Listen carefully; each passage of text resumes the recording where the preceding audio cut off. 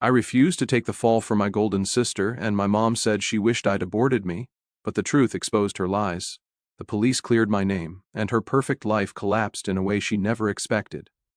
This whole thing started years ago when I was 22. I'm in my 30s now, but it still sticks with me like it just happened.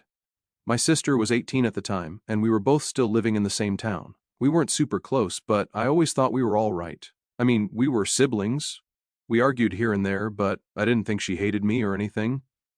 Looking back, I was really naive about how she saw me. My parents are decent people, but very different in how they see things. My dad is a straight shooter. He's practical, logical, and he's worked his butt off his whole life. He owns a few businesses, and is the kind of guy who believes in fairness and earning your place. My mom, on the other hand, is more emotional. She's protective, sometimes overly so, and she always favored my sister. Like, it was obvious to everyone. Family members joked about it, but my mom never denied it. She'd just smile and say, "She's my baby." Growing up, I noticed the difference, but I tried to ignore it. I was the older kid, so I was expected to be more responsible. I had to babysit, run errands, handle things around the house, and basically play the good son. My sister got away with everything. She'd lie, break stuff, talk back, and my mom would just shrug it off or defend her. Dad would call her out, but he was always the minority vote. Honestly, I thought it was just a normal family dynamic, even though deep down I knew it wasn't fair. I remember a time when we were about 10 and 6. She broke my mom's favorite vase while running around the house, and without even asking, my mom blamed me. I swore it wasn't me, but she didn't care. I got grounded for a week, and my sister sat there watching cartoons like nothing happened. Stuff like that happened so many times it just became normal. By the time I was 22, I had moved into my own apartment, working and going to school. My sister was finishing high school, thinking she ruled the world. She was popular, had a ton of friends, and my mom practically worshipped her. Dad was proud of me because I was paying my own bills, but that didn't seem to matter to Mom. Anyway, that's the stage when my parents decided to go on a trip. They love skiing and booked a week away. They asked me to look in on the house just to keep an eye on things and be a backup adult, but said my sister would be staying there. They told her straight up, no gatherings, no nonsense, keep the place in one piece. And they reminded her more than once because she had a history of pushing boundaries. She nodded and said, "Okay." I figured she'd do her thing, watch TV, maybe have a couple friends over. I didn't think much about it. The day after my parents left, my phone buzzed. It was my sister. "Hey," she said, all sweetness. "So, I'm having some people over tonight. It's going to be really fun. I need you to do me a favor." I already knew where this was going. "Kind of favor?" "Nothing big," she said quickly. "Just pick something up for me on your way home. You can come by too. Meet some people. Maybe even someone cute. It'll be fun." I actually laughed. "Nope, not happening. You know what Mom and Dad said, and I don't want to get involved." Instant switch. "Are you serious? You're ruining everything. I already told people. Everyone's expecting this." "That's your problem, not mine," I said. "You should have asked before inviting half the town." She snapped, voice getting sharp. "God, you're so boring. You never help me with anything. You think you're better than everyone just because you're older." "I'm not better. I just know when something's stupid," I shot back. "You're about to get yourself in trouble, and you want me to be part of it? Not happening." She replied, "You're so selfish. It's just one little thing. Why do you always make things harder for me?" I said, "Because it's not my job to cover for you every time you want to ignore rules." End of story. "Fine," she yelled. "Forget it, you're useless." "Cool," I said, and hung up before she could keep going. I thought that was it. I figured maybe she'd be mad for a day or two, and life would move on. I underestimated her. She went full steam ahead with her plans. That night, I was at my apartment studying and watching TV. But on social media, I started seeing posts about some big get-together, people tagging her, talking about this crazy night. I just rolled my eyes.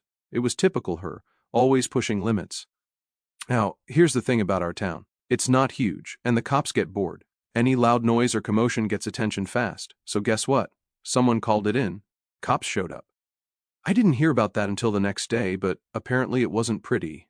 People scattered, and she got caught. The next morning started like any other. I woke up late, made some food, checked my phone, and planned to do some laundry and boring chores. My sister wasn't even on my mind. I figured whatever she did the night before was over and done. Maybe a mess at the house, but nothing crazy. Then there was a loud knock, not friendly. I looked through the peephole and saw two officers. My stomach dropped. They asked if I was me, came inside, and started asking about my parents' house. I told them my sister was staying there. They started in with questions like they already knew the answers. Where were you last night? Did you go by the house? Did you bring anything? I said, no, I was at work, then home. They didn't look convinced. Then they told me my sister said I was the one who made the whole thing possible. I just stood there stunned. I hadn't even been near the place. I told her no when she asked me for help, and now she was blaming me. It hit harder because it was family. They said I had to come with them and I wasn't under arrest, but I had to come in. I asked if I could grab a jacket and my phone. They said yes. I kept thinking it was a mix-up, but when someone official is writing things down and staring at you like you're guilty, it feels different. I told them again I was at work, then home, but they just said we'd talk at the station. They put me in the back like I was some kind of problem. I was watching the buildings go by and thinking about how stupid everything was. I pictured my sister at the house with people and loud music and a big mess, and then her deciding I should take the blame because it was easier for her. I felt angry, but mostly I felt numb. That numb feeling where your chest is tight but your head is just buzzing. At the station they took my phone and asked the same questions over and over. Where were you? Who could prove it? Did you buy or move anything? I stayed calm, gave exact times, told them about work cameras and the ones at my apartment, and said my car never left. I even offered my banking app to show no purchases. They nodded, but didn't look convinced. Then they said they'd called my parents. I hated that part. I knew my dad would listen, but my mom, she'd believe my sister first. When they said my parents were flying back early, I felt half relieved and half sick, knowing this was about to blow up bigger than I wanted. They asked me to give a longer statement, so I did. I included everything, facts only. I asked again about the cameras. The officer finally took notes on that and said they'd request footage. I gave them my work's address, the name of my supervisor, and the name of the apartment manager. I even told them the exact space number where I parked the night before. Then I called my dad. He picked up on the second ring. I barely got the words out before he told me to slow down and tell him what happened. Step by step I did, and he listened. He didn't interrupt. He didn't accuse. He just said, "All right, we're coming. Don't say anything you're unsure of. Stick to facts." Then my mom got on the phone, and everything felt tense again. She didn't yell, but she kept saying, "Why would your sister say that if it wasn't true?" I told her I didn't know. I said, "Maybe she panicked." She said, "This is such a mess," and then handed the phone back to my dad. They kept me overnight for questioning. I wasn't charged. By the time evening rolled around, the officers had more info. They'd looked up my workplace hours and matched video times to my exit. They hadn't gotten the apartment footage yet, but they said they'd asked. My bank records were easy. I signed a form, and they checked. Nothing matched what my sister told them. It wasn't "you're free to go" yet, but at least the tone changed. They weren't talking to me like they'd already decided I was guilty. Morning came, and they let me rinse my face in a tiny sink. A guy came by with some papers and said things were moving. He didn't promise anything, but he wasn't cold about it either. He asked me if there was anything else they should know. I said yes. My dad keeps his liquor cabinet at home for guests. And I told them my sister could have taken from there instead of getting anything from me. I hated saying it because I knew it would make my dad feel betrayed. But if the truth hurt, it hurt. Eventually, they brought me to a room and told me my parents had arrived. When they walked in, my dad looked tired and focused. My mom looked like she hadn't slept at all. I said, "I'm sorry," even though I hadn't done anything wrong, because I hated that they had to fly back for this. My dad just hugged me. My mom stood a few feet away. She finally asked me why would she say that. I said because she didn't want to deal with the consequences. I could see my mom didn't want to hear that. My dad put a hand on her shoulder and then asked the officers to walk us through what happens next. They said they were waiting on more footage and that they were also going to send someone over to our house to check the cabinet. My mom stiffened at that. My dad just nodded. He said, "Do what you need to do." After that, they let me leave, but told me not to go anywhere far. My dad drove me back to my apartment while my mom rode along, mostly quiet. My dad kept asking little questions. What exactly did she say? Did she mention anyone else? Did she admit she took anything? I told him everything I knew. She called me, wanted me to help her. I refused. Then she flipped and tried to put me under the bus.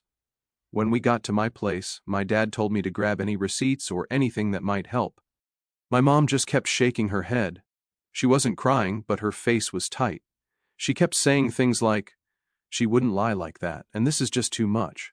I didn't bother arguing with her because I knew she wasn't going to believe me until it was shoved in her face.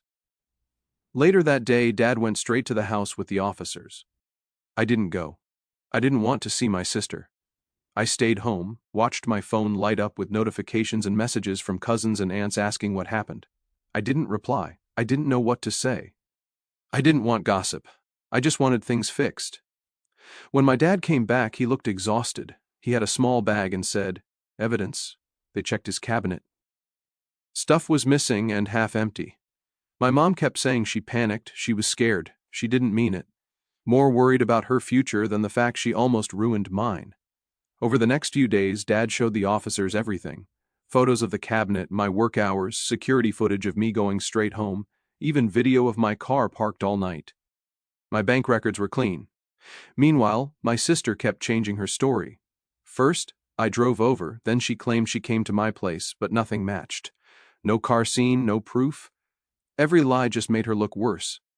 When it was finally clear to everyone that she was lying, my dad didn't say much. My mom finally spoke up, saying things like, "She's just scared, she didn't mean it." But you could tell even she wasn't sure anymore. And me, I was just tired. I wasn't even angry the same way I was before. It's like when you get so disappointed you can't even yell. You just want it to stop. That night, I heard a knock on my apartment door. It was my mom. For a second, I actually thought she might be there to say sorry. I let her in, and she didn't even sit down before starting. "You need to fix this," she said, voice sharp. "Fix what?" I asked. "This thing with your sister. Just tell the police you made a mistake. Say you gave it to her. They'll let it go easier if you admit it. She's just a kid. She can't have this on her record." I froze. "You're kidding, right? I didn't do anything. Why would I lie and ruin my own name for her?" She said, "She's 18. She has her whole future ahead of her. You're older, you'll recover. You have a job. Your life has already started. This could destroy her." I couldn't believe what I was hearing. "So you'd rather destroy me, your son, for her?" "She's my baby," she snapped, almost like it explained everything. "You've always been strong. You can handle this." I felt my chest tighten. "You're asking me to lie to the police? Do you even hear yourself?" "She screwed up, Mom. She lied about me and nearly got me arrested." She panicked. She didn't mean it. My mom's voice was rising now. "You don't understand what it's like for her. She's been under so much pressure." "Under pressure?" I nearly laughed. "She had a party and threw me under the bus because it was easier. And you're still covering for her. Or do you even care what that does to me?" "You're being selfish," she shot back. "You've always been so cold with her. You think you're perfect, but you're not." I just stared at her. "Selfish?" She lied. She almost wrecked my future. And you're standing here acting like I should take the hit for her. You've always taken her side. Always. "That's not true," she snapped. "You're just bitter because she's younger and gets more attention." I couldn't even hold back then. "Attention? You treat her like she can do no wrong. No matter what she does, you cover for her. Even now, when she's hurting the people who care about her, she's your favorite and you can't even admit it." My mom's face went red. Her voice cracked when she shouted, "I wish I'd aborted you." It hit me like a punch to the chest. I didn't even answer. She grabbed her purse and slammed the door so hard the neighbor opened theirs to look.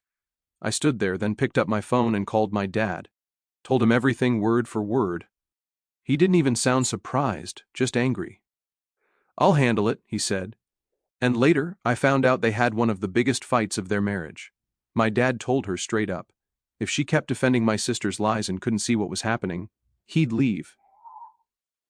That was the first time I realized he saw everything for what it was. The next day, he called me and said, "We're doing counseling. It's either that or this family's done." When we went, it was rough. My sister sat there acting like she didn't care. My mom sat stiff. My dad did most of the talking at first. Then it was my turn, and I laid it all out. I talked about the phone call, the accusations, the arrest, but also the years of favoritism, all the little things I had ignored growing up. I even had a list I'd written down. Times she lied. Times my mom believed her no matter what. Times I got punished for nothing. The counselor kept quiet while I talked. Mom tried to jump in every few minutes with she was just stressed or, she didn't mean it that way, like excuses mattered more than the truth. My sister finally tried to say that's not true. But each time I reminded her of the details. My mom tried to defend her, but Dad shut it down. That was the first time my sister actually stayed quiet. Counseling was tense. We sat like strangers at first, but that room gave me permission to finally speak. My mom tried to interrupt once, but the counselor stopped her and told her to let me talk. My dad was steady, watching and nodding as if to say, "You see." My sister mostly stayed quiet, sometimes looking angry or embarrassed, but she never apologized. Around this time, the legal stuff was moving too. My dad hired a lawyer to push for a record correction and ensure I wasn't named as a suspect. The report still had my name in it. My dad wanted everything cleared. He was serious about making sure nothing stuck. He even told me to keep records of everything. Texts, calls, dates. He said if she's willing to lie once, she might try again. That hit me hard, but he was right. Meanwhile, my sister's situation was not looking good. There were charges, minor stuff compared to what could have happened, but still serious. She had been caught lying to the police, resisting when they came to the house, and she basically threw her own brother under the bus. My mom begged my dad to make it go away, but even she could see it was too late for that. My dad told her straight up, "This isn't about saving her. This is about teaching her." The court stuff dragged on. I stayed out of it except when I had to provide proof. The officers actually apologized to me quietly. I appreciated the apology, though. When it was time for court, I didn't even sit with them. I stayed back. Watching my mom fuss over my sister like she was the victim was painful but not surprising. My dad was calm, but you could tell he was disappointed. The lawyer did what lawyers do. My sister didn't even look at me once. She pled guilty to the smaller stuff because the evidence was stacked. The lawyer's whole thing was to make it seem like she was young and panicked, that she made a dumb choice, but wasn't malicious. The judge issued city fines connected to the number of guests, probation for a couple years, and therapy. That therapy part was Dad's favorite. He leaned over to me after and said, "At least she'll have to listen to someone besides your mother now." I wish I could say this was the point she apologized. Nope. Not once did she say sorry. If anything, she looked mad, like we were all against her. It was surreal. Here's this girl who caused all of this, nearly wrecked her own brother's reputation, cost my parents thousands, and she's sitting there like she's the victim. When it was over, I went back to my life. My mom and I barely talked for a while.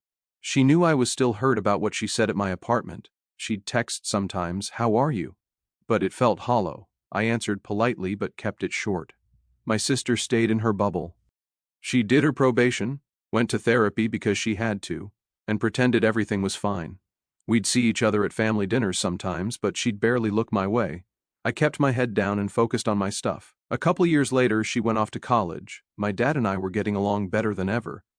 He taught me things about his businesses and slowly trusted me with small tasks. My mom, well, she still tried to make excuses for my sister now and then, but even she was quieter about it. I think deep down she knew she messed up too. Then one day my sister just left. She graduated college and moved to California. Barely said goodbye, didn't call. My mom cried about it. My dad just shrugged and said she made her choice. I didn't care. Honestly, I felt relief. I didn't want the stress anymore. Meanwhile, I'm running one of my dad's smaller businesses by now. I've got a decent apartment, a car that's mine, bills are paid on time. I'm proud of myself because I worked for it. My dad always said he wanted me to earn my own stuff. Even though he had money, it makes sense now because I know how hard it was for him to build what he built. My sister was living in California, as I mentioned. New job, new people, whole different world. She barely called my mom. She never called me. She never called my dad either. And I think that's what really broke something in him. He'd given her so much, even paid for school and helped her land that job. He didn't even brag about it. He just wanted her to be okay. But she never said thank you. She just kind of ghosted all of us. Somewhere in there, I wrote about everything on Reddit. I didn't use names or details that could identify us, but I wanted to get it off my chest and hear what other people thought.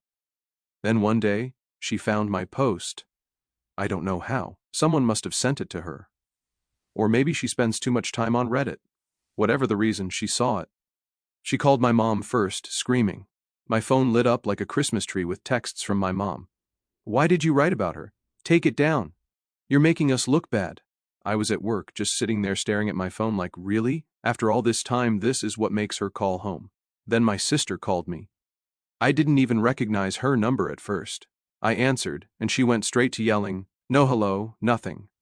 It was like listening to a siren. I hung up. She texted me paragraphs after that, threatening, saying she'd sue, saying I ruined her image. I didn't answer. Then she called again, and this time I told her, "If you scream, I'm hanging up again." And guess what? She screamed, so I blocked her, but she wasn't done. She called my parents again, trying to get them to force me to delete it. My dad told her flat out, "It's his story. We're not getting involved." My mom, of course, was upset, saying it made her look like a bad mom. I told her I didn't lie about anything. That shut her up for a bit. I finally talked to my sister one more time because she texted from another number. I answered because I was tired of the games. She started yelling about how I always had it easier, how she was never the golden child, and how I was exaggerating. I laughed. I told her I didn't care what she called it. She lied. I got dragged through hell for it, and she never even said sorry. She hated that I laughed. Then she said what my mom once said to me, "I wish Mom never had you." I just said, "Well, cool, bye," and hung up. That was when my dad decided to make things clear. He told her she was officially out of the will. He told her she'd get a small settlement and nothing else. She called him crying, said it wasn't fair. My dad told her what wasn't fair was her framing her brother and treating the family like trash. She blocked all of us after that. Months went by. We all kind of settled into life without her. My mom still missed her, but even she had to admit my sister caused her own problems. My dad and I got closer. He started teaching me bigger things. It was like finally being seen. Then early this year, my sister showed up again. No call, no warning. She just showed up at my parents' door with some guy and a little plastic test. She said she was pregnant, 2 months along. My mom nearly cried from joy, but my dad wasn't buying it. He even suggested they take another test just to be sure. She actually did it, and it was positive. She said she wanted to make things right. Wanted her kid to know their grandparents. My mom wanted to believe her so badly, my dad didn't. He said, "You can stay for a bit, but if you want a place in this family, you have to work for it." He laid it out. Therapy again, group talks, and she had to apologize to me. At first, she played nice. She smiled. She laughed. She acted like she was back in the family. But when it came time to talk to me, the act cracked. She asked me to meet her and the guy at a restaurant. I went, mostly because I wanted to see if she'd actually say sorry. We sat down, and right away I could tell it wasn't going to be real. She started mumbling. When her boyfriend told her to speak up, she elbowed him in the stomach. He excused himself. Then she leaned back in her chair and said, "I guess I'm sorry, but really this never would have happened if you just helped me that night. You always think you're better than me." I couldn't believe it. She was blaming me again. I said, "You still don't get it. You lied. You dragged me through hell and you still want to make it my fault." She shrugged like she didn't care and said, "Whatever, you're so dramatic. You got over it, didn't you?" I sat there quiet for a second because I wanted to see if she'd realize how stupid that sounded. She didn't. I told her she still didn't get it. I told her I was done. I paid my part of the bill and walked out. My parents found out because the restaurant has cameras and audio, and my dad knows the owner. They got the video that same day. My mom's first reaction wasn't anger. It was, "She's pregnant. She's emotional." Still trying to soften the blow instead of admitting she was wrong. They played it for her. And when she heard herself say that, she went nuts. She yelled, stormed out, packed her things and left. Drove straight back to California. I thought she'd stay gone for good. But then the calls started again to my parents, my mom especially. She sent texts, some polite, some angry, some just long rants. She sent ultrasound pictures, updates, even little digs like, "You will never see your grandkid if you keep letting him talk about me." My dad stayed firm. He told her straight, "We'll support the child if you allow it, but don't think for a second that this erases what you did." And at first, my mom was torn. She's always been softer with my sister, and a grandchild was something she's wanted for years. She wanted to just forgive and move on. But even she couldn't ignore the video from that restaurant. Hearing my sister basically admit she still blamed me. Meanwhile, I just stayed out of it. I was tired of the drama. My days were long, but I liked it. I was learning things about management, payroll, dealing with people, stuff I never thought I'd care about. It felt good to be trusted. And yeah, part of me enjoyed knowing that after everything, Dad trusted me with his work and basically cut my sister out. It wasn't about revenge. It was just finally being seen for what I did, not what I didn't do. My sister tried calling me once more from another number. I answered because I didn't recognize it. She started off sweet, but within a minute she was saying stuff like, You turned everyone against me. I didn't argue. I just said, you did that yourself. You did. And then she started crying, saying she was alone. Her boyfriend dumped her and she didn't know what to do. For a second, I almost felt bad. Then she said, if you had just covered for me back then, none of this would have happened. That snapped me right out of it. I said, you're still blaming me? Grow up. Then I blocked the number. Couple weeks later, she sent a long message to my parents. She wanted money. She said the baby was coming. She needed help. My dad responded with his list. He said it wasn't negotiable. She read it and basically exploded through text, saying we were all horrible, saying Dad was controlling, saying I ruined her life. The thing is, even my mom didn't rush to defend her this time. She was sad, but she kept saying, you need to change if you want help. That shocked me because my mom had always been her biggest supporter. I think she finally got tired too. So, where we stand now is this. She's still pregnant. Last I heard, maybe 6 or 7 months by now. She's sending my mom updates, but they're short and to the point. No calls, no small talk. Dad kept following through on those plans, even talking about a fund like he'd mentioned before. I think he's hoping that when the baby's older, we'll be able to have some kind of relationship that's not poisoned by all this stuff. For me, life kept going. I stopped waiting for her to change. I stopped hoping for an apology. I realized some people just don't have it in them to admit they're wrong, especially when they've been told they're perfect their whole lives. My dad told me once, we tried to raise you both right, but we made mistakes. She's going to have to learn the hard way. My mom told me recently she wants to try therapy again, just for herself this time. She said she finally sees how much damage favoritism did. She even said she's sorry for all those times she didn't believe me for coming to my apartment that night and asking me to take the blame. She cried when she said it. I didn't know what to say, so I just said thanks. It was weird, but it meant something. It's strange. My sister nearly wrecked our family years ago. She's still causing ripples. But somehow, through all of it, I got closer to my dad. My mom is starting to understand, and I'm actually proud of where I am. Our family is smaller now. There's a space where my sister used to be, but I'm learning to accept that.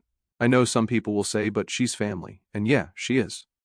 But family doesn't give you the right to wreck someone else's life, and then act like it's fine. Maybe one day she'll figure that out. Maybe she won't. Either way, it's not my job to fix her. When I think about the kid she's having, I just hope she treats them better than she treated me, better than she treated our parents. I hope the baby grows up happy and doesn't have to pick sides or live with constant drama. My dad's already talking about setting up a fund for them. He says, the kid didn't do anything wrong. He's right. I'd like to meet my niece or nephew someday, but only if it's safe and healthy. People sometimes ask me if I'd take her back if she apologized. Honestly, I don't know. It would have to be real, not some fake half apology. She'd have to admit she was wrong, not just blame me like always. That day might never come. And that's fine. I'm done waiting for it.